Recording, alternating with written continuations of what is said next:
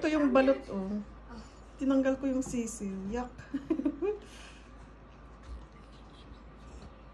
Buong sisiw na. Dami ko nakain na balot. Baka hindi ako makatulog nito. Bangungutin ako.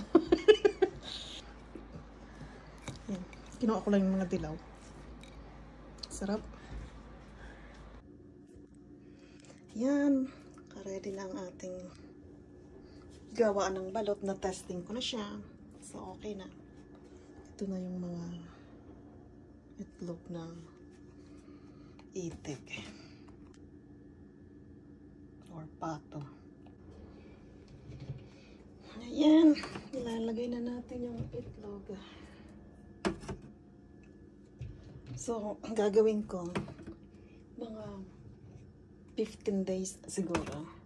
Pero i-check ko siya kapag 10 days na. Kasi makita mo naman kung meron ng laman yung loob. Kung meron ng sisiw. So ngayon, ang gagawin ko lang siyang balot. Hindi muna kami gagawa, no? Magpapa sisiw nito. Malamig pa. Ang sisiw hindi kayang winter.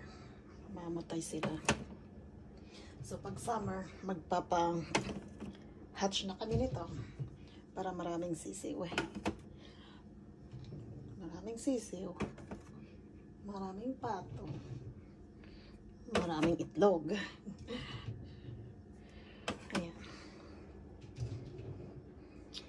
Yung incubator, kanina lang namin binili.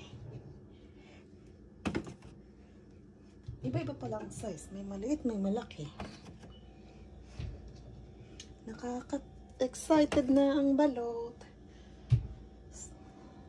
Ayan. Ganyan.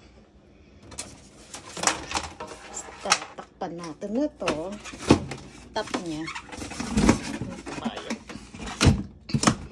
Ayan. Then, hintay. Yan natin mag 15 days. Dali. Saksak muna ito.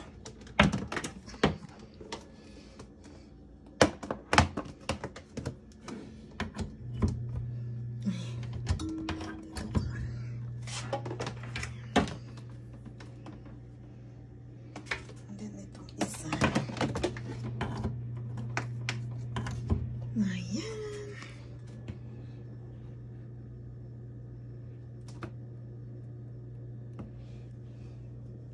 Kailangan naka 100 degrees. 100 degrees. And then 15 days. Gagawin kong 15 days.